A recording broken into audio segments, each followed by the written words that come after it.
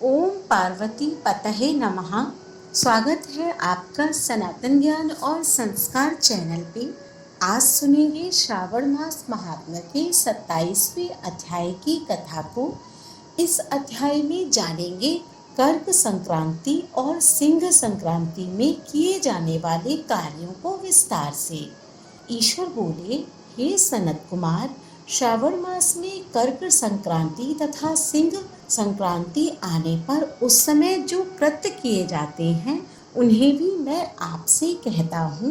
कर्क संक्रांति तथा सिंह संक्रांति के बीच की अवधि में सभी नदियां रजस्वला रहती हैं, अतः समुद्रगामिनी नदियों को छोड़कर उन सभी में स्नान नहीं करना चाहिए।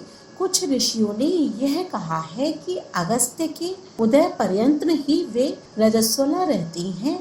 जब तक दक्षिण दिशा के आभूषण स्वयं अगस्त्य उदित नहीं होते तभी तक वे नदियां रजस्वला रहती हैं और अल्प जल वाली कही जाती हैं। जो नदियां पृथ्वी पर ग्रीष्म ऋतु में सूख जाती हैं, वर्षा काल में जब तक 10 दिन ना बीत जाएं तब तक उनमें स्नान नहीं करना चाहिए।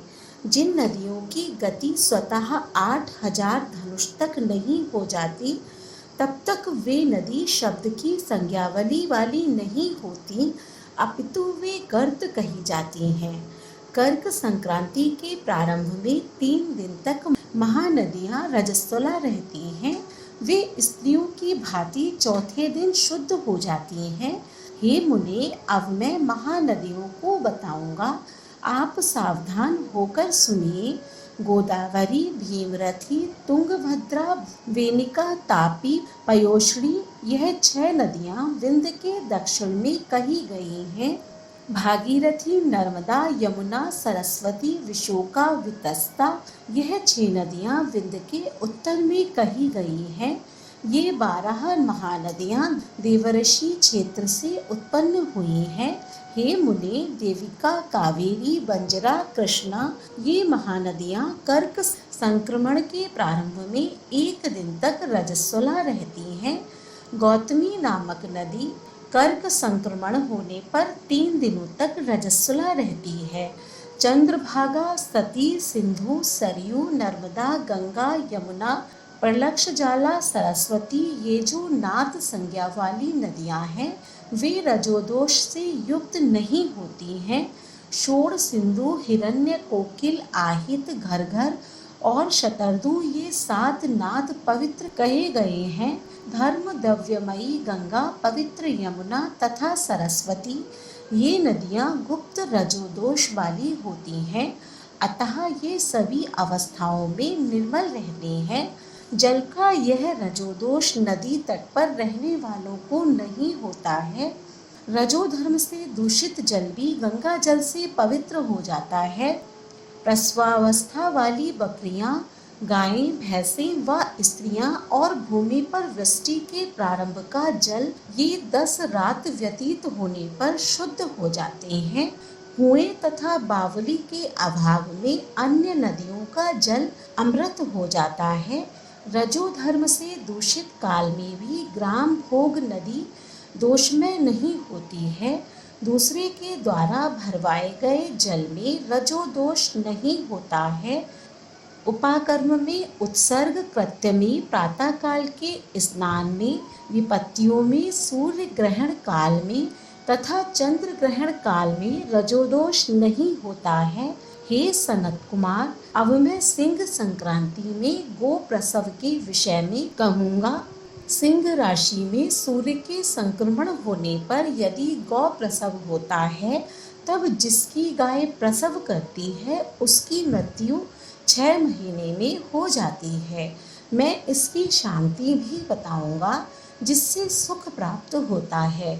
प्रसव करने वाली उस गाय को उसी क्षण ब्राह्मण को दे देना चाहिए। उसके बाद घृत मिश्रित काली सरसों से होम करना चाहिए। इसके बाद व्याहतियों से घृत में सिक्त तिलों की 1008 आहुतियाँ डालनी चाहिए। उपवास रखकर विप्र को प्रयत्न पूर्वक दक्षिणा देनी चाहिए। सिंह राशि में सूर्य के प्रवेश करने पर जब गौष्टमी गौ प्रसव होता है तब कोई अनिष्ट अवश्य होता है, अतः उसकी शांति के लिए शांति कर्म अनुष्ठान करना चाहिए। अस्य वाम इस सूक्त से तथा तद विष्णु इस मंत्र से तिल तथा घृत से 108 आहुतियाँ देनी चाहिए और मृत्युंजय मंत्र से 10,000 आहुतियाँ डालनी चाहिए। उसके बाद श्री सूक्त से अथवा शांति सूक्त से स्नान करना चाहिए। इस प्रकार किए गए विधान से कभी भी भय नहीं होता है। इसी प्रकार यदि श्रावण मास में घोड़ी दिन में प्रसव करे तो इसके लिए भी शांति कर्म करना चाहिए। उसके बाद दोष नष्ट हो जाता है। हे सनत कुमार, अब मैं कर्क संक्रांति में, सिंह संक्रांति में तथा श्रावण मास में किए जाने वाले शुभप्रद दान का वर्णन करूंगा।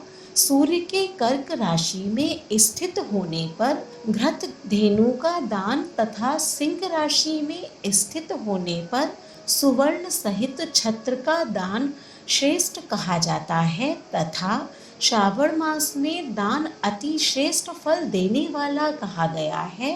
भगवान श्रीधर की प्रसन्नता के लिए श्रावण मास में घृत कुंभ, घृत धेनु तथा फल विद्वान ब्राह्मण को प्रदान करना चाहिए। मेरी प्रसन्नता के लिए श्रावण मास में किए गए दान अन्य मासों के दानों की अपेक्षा अधिक अक्षय फल देने वाले होते हैं। 12 महीनों में इसके समान अन्य मास मुझको प्रिय नहीं है। जब श्रावण मास आने को होता है तब मैं उसकी प्रतीक्षा करता हूँ। जो मनुष्य इस मास में व्रत करता है वह मुझे परम प्रिय होता है, क्योंकि चंद्रमा ब्राह्मणों के राजा है, सूर्य सभी के प्रत्यक्ष देवता हैं। ये दोनों मेरे नेत्र हैं। कर्क तथा सिंह की दोनों संक्रांतियाँ जिस मास में पड़ें उससे बढ़कर किसका महात्म्य होगा। जो मनुष्य इस श्रावण मास में पूरे महीने प्रातःकाल स्नान करता है वह 12 महीनों के प्रातः स्नान का फल प्राप्त करता है। यदि मनुष्य श्रावण मास में प्रातः स्नान नहीं करता है तो 12 महीनों में किए गए उसके स्नान का फल निष्फल हो जाता है। हे महादेव, हे दया सिंधो, मैं श्रावण मास में उषा काल में प्रातः स्नान करूँगा। हे प्रभु, मुझे विघ्न रहित कीजिए। प्रातः स्नान करके शिव जी की पूजा करके श्रावण मास की सत्कथा का प्रतिदिन भक्ति पूर्वक श्रवण करना चाहिए। बुद्धिमान व्यक्ति इस प्रकार से ही मास व्यतीत करता है। अन्य मासों की प्रवृत्ति पूर्णिमासी प्रतिपदा से होती है, किंतु इस मास की प्रवृत्ति अमावस्या की प्रतिपदा से होती है। श्रावण मास की कथा के महात्म्य का वर्णन भला कौन कर सकता है। इस मास में व्रत, स्नान, कथा श्रवण आदि से जो 7 प्रकार की वंध्या स्त्री होती है वह भी सुंदर पुत्र प्राप्त करती है। विद्या चाहने वाला विद्या प्राप्त करता है, बल की कामना करने वाले को बल मिलता है, रोगी आरोग्य प्राप्त कर लेता है, बंधन में पड़ा हुआ व्यक्ति बंधन से छूट जाता है, धन का अभिलाषी धन को पा लेता है, धर्म के प्रति मनुष्य का अनुराग हो जाता है तथा पत्नी की कामना करने वाला उत्तम पत्नी पाता है। हे मानद, अधिक कहने से क्या प्रयोजन है। मनुष्य जो जो चाहता है उसको पा लेता है और मृत्यु के बाद मेरे लोक को पाकर मेरे सानिध्य में आनंद प्राप्त करता है। कथा सुनाने के बाद में वस्त्र, आभूषण आदि से कथावाचक की विधिवत पूजा करनी चाहिए। जिसने वाचक को संतुष्ट कर दिया उसने मानो मुझ शिव को प्रसन्न कर दिया। श्रावण मास का महात्म्य सुनकर जो वाचक की पूजा नहीं करता है यमराज उसके कानों को छेदते हैं और वह दूसरे जन्म में बहरा होता है। अतः सामर्थ्य अनुसार वाचक की पूजा करनी चाहिए। जो मनुष्य उत्तम भक्ति के साथ इस श्रावण मास महात्म्य का पाठ करता है अथवा सुनता है अथवा दूसरों को सुनाता है उसको अनंत पुण्य की प्राप्ति होती है। इस प्रकार श्री स्कंद पुराण के अंतर्गत ईश्वर सनत कुमार संवाद में श्रावण मास महात्म्य में नदी रजोदोष सिंह गौ प्रसव सिंह कर्कट श्रावण स्तुति वाचक पूजा कथन नामक 27वां अध्याय पूर्ण हुआ। ओम नमः शिवाय। अगले अध्याय का श्रवण करने के लिए हमारे चैनल को सब्सक्राइब करें। आज का अध्याय पसंद आया हो तो कमेंट बॉक्स में ओम नमः शिवाय अवश्य लिखें। धन्यवाद।